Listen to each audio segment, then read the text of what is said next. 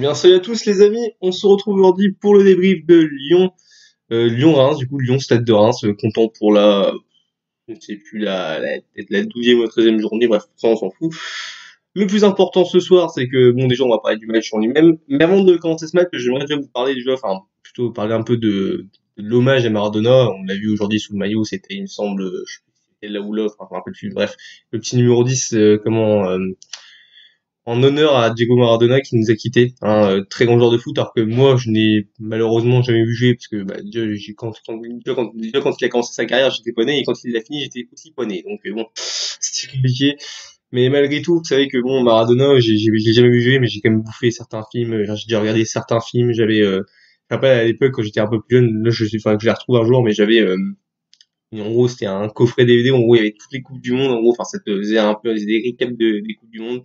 Et j'avais vu cette fameuse cette fameuse Coupe du Monde 86 où voilà Maradona nous marquait ce fameux but voilà qui a fait polémique. Alors bon, certains diront que c'est un coup de génie, certains trouvent que c'est peut-être l'un des éléments les plus honteux de l'histoire.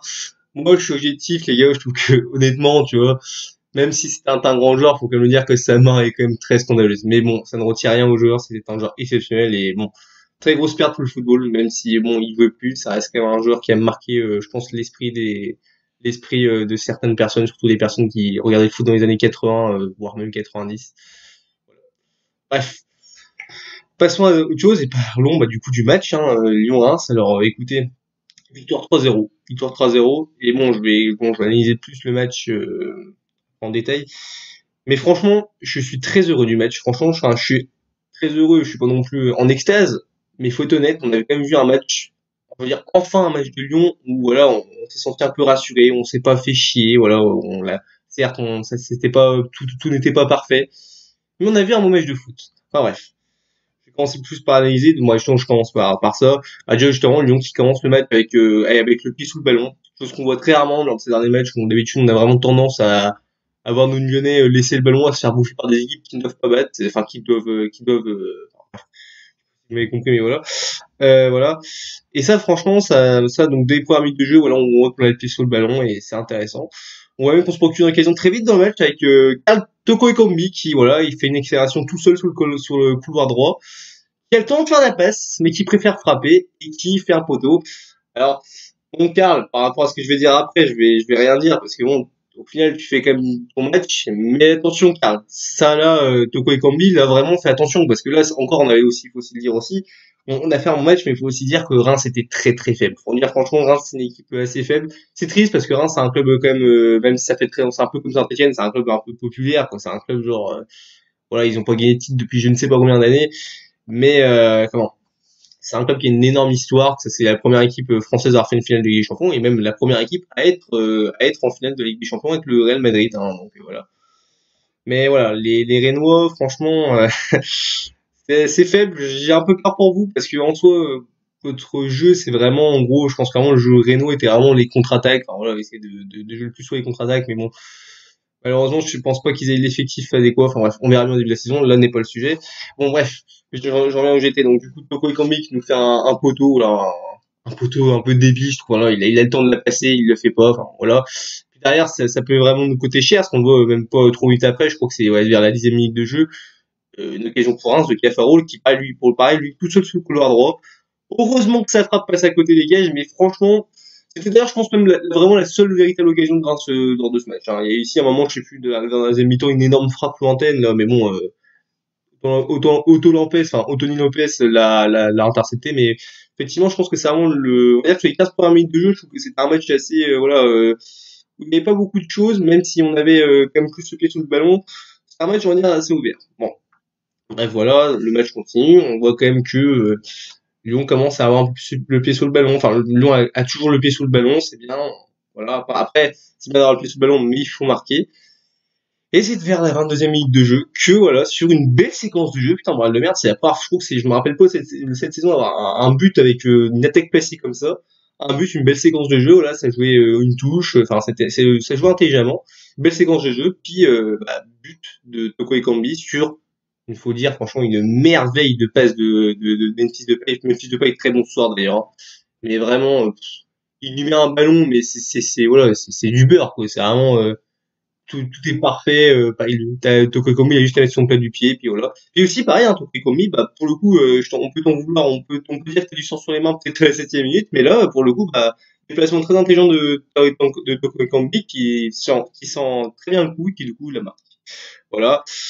Donc ensuite, voilà, on voit que Lyon bah, marque ce but et on voit que les Rénaux ont beaucoup de mal quand même à se sortir. On arrive à quand même plus se remettre la pression. On a toujours le pied sous le ballon, on fait tourner, on s'approche de plus en plus du but. Donc on voit aussi par exemple, c'est à la 30e minute, je crois que c'est sur un corner là, ou même avant c'est Cornet qui veut frapper mais qui rate sa frappe, mais ça fait une espèce de passe sur qui est dévoré, qui fait un poteau. Attention, là on est proche de 0.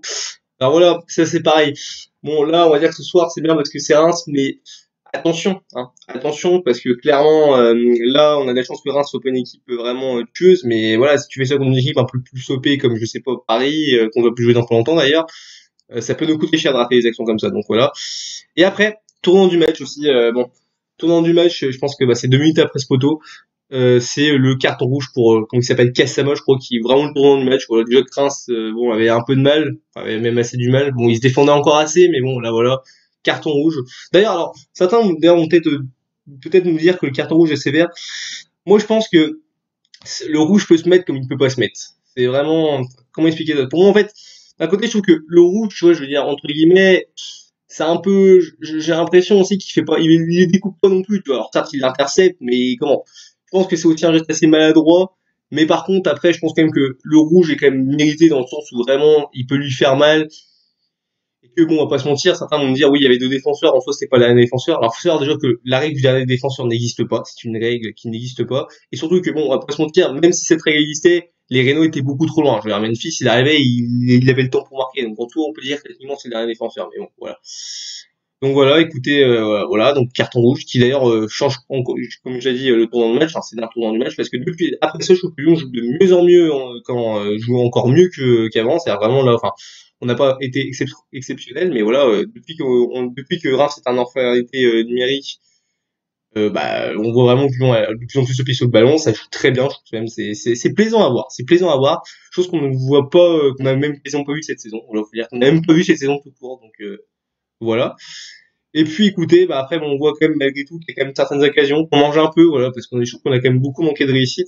C'était le seul gros défaut que j'allais dire dans ce match, et que là encore c'est vrai que c'est Reims, mais voilà, quand t'affronteras d'autres équipes, contre d'autres équipes en Ligue 1, voilà, ça peut te coûter cher. Donc voilà, après, on verra bien. Et puis voilà, après, écoutez, écoutez, je cite peut-être un truc à dire, ouais, sinon Reims, voilà, la mi-temps continue comme ça jusqu'à la 45e. Peut-être une petite frayeur quand même. J'ai noté ça aussi, la mauvaise de lance de d'ailleurs, qu'il faut faire attention quand même, parce que le Tirreno, je sais plus qui frappe, mais il anticipe bien le coup. Ça a pu nous coûter cher, mais on s'en sort bien. Puis après, écoutez, bah, voilà, mi-temps. Donc, pour l'instant, franchement, si j'avais vraiment un truc à dire sur cette première mi-temps, c'était vraiment, pour moi, le top, c'est le milieu et l'attaque. Il est flop. Cornet Dubois qui n'apportait rien. D'ailleurs, qui était vraiment, pour moi, qui était vraiment en dessous, vous voyez, mais bon, voilà. On passe, on attaque la seconde mi-temps avec là, bon bah, dès le début quasiment, là, je pense, 49 ou 49e ou 50e, je sais plus. Un but de Guimarães qui le mérite parce que Guimarães a fait un match exceptionnel. Franchement, une masterclass de Guimarães. Donc il y a certes sur son but beaucoup de réussite, faut quand même le dire, parce que bon, je sais pas si sa frappe réellement est cadrée, mais écoutez, on prend, hein, on prend, clairement on prend. De toute façon, avec le manque de réussite qu'on a eu avant, on prend. Donc ça fait but, voilà. Et c'est bien, du coup, ça nous permet de commencer à la mi-temps de 0. Là, on est quasiment, là, je pense que là, on est quasiment safe. Autant sur 1-0, on peut se dire, avec Lyon, même à 11 contre 10, tu peux t'en prendre un sur une action de merde. Voilà, on est olympiquenaire, on est capable de se prendre des buts de bête comme ça. Mais écoutez, on se rassure, ça c'est bien. Et après, alors, aussi un truc qui m'a fait, que moi aussi j'ai marqué aussi, enfin qui m'a marqué aussi dans la tête, cette fameuse action du penalty. Enfin, du penalty, voilà, qui n'a pas été sifflé. Alors moi les gars, encore une fois, c'est comme avec l'action là, le carton, je pense que ça peut être sifflé comme ça ne peut pas se siffler. Donc parce que voilà, hein, bon, après je vais pas expliquer pourquoi réellement, mais je trouve qu'en fait, il n'y a pas vraiment non plus, tu vois, les fautes restent légères, il le découpe pas non plus, faut quand même pas non plus les connaître. Enfin, je veux dire, en fait, ça se suit vraiment, ça vraiment de l'arbitre que t'as en face. Par contre, bon, il y a un truc que j'ai pas dire gueuler, mais vraiment, qui m'a un peu, encore une fois, énervé, qui m'a un peu, voilà, fait tilter. La VAR, qu'est-ce que fout la VAR, sans déconner? Qu'est-ce que fout la VAR? La VAR, ça marche que quand ça les arrange. C'est incroyable. Je comprends pas. C'est la VAR encore une fois, je trouve que de plus en plus on avance dans le foot, plus on se rend compte que la VAR c'est une catastrophe. Réellement, je pense que bref, je vais pas m'attarder là-dessus, voilà, mais c'est la VAR, je veux dire, voilà, il l'utilise pas, voilà, il peut l'utiliser, hein, je veux dire, voilà, mais il l'utilise pas. Voilà. Là, je veux dire, après, voilà, peut-être qu'on aurait pu avoir, parce que c'est pareil, moi aussi, j'ai beaucoup de mal aussi vraiment à dire que ça siffle ou pas, parce que vraiment, je trouve que ça dépend, tu vois, je trouve que d'un côté de la caméra, tu te dis, ouais, non, ça siffle pas, puis d'un autre côté, tu te dis, ouais, mais il y a clairement faute. Donc, voilà. C'est ça qui fait que j'arrive pas vraiment à donner un jugement précis. Pour moi, voilà, le penalty se siffle comme il ne peut pas siffler. Enfin, voilà, bref. On s'en fout, je vais vous dire, parce que bon, quelques minutes après, donc, enfin, ouais, on va dire, à l'heure de jeu quasiment, on a l'entrée de Moussa Dembélé, qui, bah, voilà, 6 minutes après son entrée, nous marque un but avec une passe décisive de Carl Toko Ekambi, hein, vraiment, comme je dis, Carl Toko Ekambi, un super match. Voilà, petit ballon, voilà, petit piqué, pro 0 être sans bavure, c'est bien. Je suis content pour Moussa Dembélé. Je suis content franchement pour Dembélé parce que ça va vraiment lui faire du bien, je pense mentalement, surtout que bon, ces derniers temps, vous voyez, il avait vraiment pas eu de temps. Je pense qu'il est, c'était quoi? C'était 4 buts de hors-jeu refusés, une connerie comme ça. Enfin bref, ça faisait beaucoup. Et là, voilà, je suis content pour lui. Même si franchement, Dembélé, je vais t'aider à vous, j'en parlerai tout à l'heure dans mes flops. Mais voilà, dans le jeu, voilà, Moussa par contre, voilà, est complètement absent. Vraiment, Moussa Dembélé, à part ton but dans le match, tu fais rien, quoi. Mais bon, on va dire que le plus important, c'est que tu marques ton but. Mais bon, voilà. Bon, ça on s'en fout. Après bon voilà, là le match continue. Bon, après on a des changements à la 70e. T'as Diomandé, Cherki de Siglio qui remplace voilà les joueurs comme Marcelo, Memphis et Cornet. Voilà, on voit on voit qu'après les joueurs vont vraiment se continuer à se gérer sans vouloir trop attaquer. Ils ont raison, parce que bon le match s'est plié. Tu vois, je pense qu'il faut même si on joue que toutes les semaines, une fois toutes les semaines, voilà, il faut quand même rester un petit peu, voilà, faut pas non plus forcer la chose parce que bon, on ne pas avoir de blessure, on sait que c'est quand même assez complexe. Voilà, les joueurs se rendent, les joueurs se gèrent. Écoutez, bah voilà, hein, qu'est-ce que j'ai d'autre à dire? Ah oui, si, je voulais peut-être aussi dire ça. Alors l'entrée de Ryan Cherky aussi que j'ai trouvé un peu intéressante pour le coup. Ryan Cherky, dans mon débrief, je l'avais un peu critiqué, enfin j'avais même critiqué. Et là franchement, je trouve qu'il a fait vraiment des belles petites choses, hein, notamment sa petite passe, vraiment avec son petit contrôle orienté sublime, vraiment la réalisation est parfaite. Il a fait 2 frappes, il me semble, 2 frappes qui auraient pu vraiment donner but, mais bon, qui malheureusement pour eux ne sont pas passées. Mais voilà, Ryan Cherky, tu vois, je préfère un Ryan Cherky comme ça qui percute vraiment, qui voilà, nous fasse pas des gris-gris, qui servent à quelque chose dans le jeu, qui essaye de proposer quelque chose. Je trouve ça plus important pour Ryan Cherky. Après, voilà, bon. Bah écoutez, sinon, bah, j'ai rien d'autre à dire réellement dans ce match. Hein. Écoutez, match agréable à voir jouer, pas un match extraordinaire, mais ça fait quand même plaisir. Même si on sait que c'est Reims, que c'est que Reims, on va dire, ça fait plaisir quand même. Parce que voilà, ce qu'on voit ces derniers temps avec Lyon, on se fait vraiment chier, on est beaucoup inquiet, mais je vais pas vous dire que c'est forcément un match qui va nous rassurer, mais qui peut nous faire prendre confiance. Et voilà, déjà aussi, il faut quand même le noter. Là, c'est la troisième victoire de suite, il me semble. C'est un moment que c'est pas arrivé, je pense. Et voilà, donc très bien. Semaine prochaine, déplacement à Metz. Écoutez, bah là, faudra aller chercher aussi les 3 points. Ah oui, c'est ce que je voulais aussi dire. Bah écoutez, pareil, comptablement, c'est quand même plutôt aussi une victoire qui nous fait du bien parce qu'on est quand même actuellement, alors moi je vous parle, on est deuxième. Après, je sais pas si quand vous verrez le débrief, on sera encore deuxième parce qu'il y a peut-être qui va gagner son match. Mais comptablement, réellement, l'IA, on est plutôt bien. Hein. Franchement, par rapport au début de saison qu'on a eu. Moi, je vais vous dire aussi, il faut quand même aussi admettre que l'IA est vraiment très médiocre, hein, parce que moi quand je vois une équipe que Marseille qui comptablement, techniquement, parce que faut savoir que Marseille a deux matchs en retard et que bon Paris qui est aussi en début de saison fait pas une bonne saison. Paris d'ailleurs, franchement Paris, supporter parisien, je m'inquiète un peu pas, je m'inquiète un peu pour vous, donc je m'en fous en vérité. Mais je me dis voilà Paris cette année, ils ont Ligue des Champions, ils sont pas sûrs de passer. Et en plus, les gars, Paris, voilà, en Ligue 1, ils galèrent quand même, ils ont quand même du mal, donc je me dis attention, hein, attention que ça refasse pas une saison à la 2016-2017, ou voilà, t'as un autre club qui, comme Lille, je sais pas, ou même Lyon, ou même Marseille, je sais rien, j'espère pas Marseille, vraiment, je préfère pas gagner la Ligue 1, bah que voilà, ils se laissent bouffer le titre. Après, bon, je parle, il est encore trop tôt pour le dire, mais bon, voilà.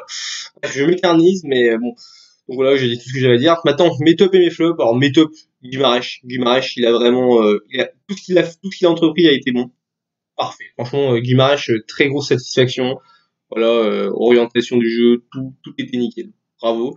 Memphis, pareil, Memphis, vraiment. Alors là, on commence vraiment à retrouver le vrai Memphis de Pep, vraiment celui qui, voilà, sait faire des différences, celui qui est dangereux, qui a l'intelligence quand de jeu, du placement aussi. Ça me fait vraiment plaisir de revoir. Et en autre top, bah ouais, Toko Ekambi, parce que Toko Ekambi, bah écoutez, certes il fait un poteau, voilà, certes en début de match il peut des fois, on peut pour parfois le critiquer, mais dans son coup-là, il a fait le taf, il a été percutant, voilà, un but, je pense que c'est ça, ouais, un but, une passe décisive. Très bon match, de Toko Ekambi, il faut quand même le dire, les gars. Autant on peut, quand il faut le taper dessus, je tape, mais quand il est bon, il faut aussi le dire. Et ce soir, il a fait un bon match. Après, il y a plein d'autres joueurs aussi qui ont fait un bon match, mais bon, je les mets tous au même niveau. Je pense à Paqueta aussi, voilà, Paqueta qui est débré aussi, qui va faire un mauvais match. Voilà, on peut aussi peut-être te dire un petit peu aussi, peut-être, ouais, Marcelo qui a été assez solide, même s'il n'a pas eu grand-chose à faire. Enfin, voilà. Ce que je veux dire, c'est que bon, voilà, moi, je ferai sortir vraiment les tops. Et par contre, les flops. Alors, les flops. Déjà, bon, bah, Léo Dubois, au fond, c'est un genre de base que je défends, mais là, non, il y a rien à défendre. Même si c'est pas faire une passe à plus de 2 mètres. À un moment, je me rappelle plus, c'est en première mi-temps, l'autre, il te fait un centre, mais il est tout seul. Il est tout seul, il est pressé par personne. Il envoie un dégagement de gardien, il envoie un 6 mètres.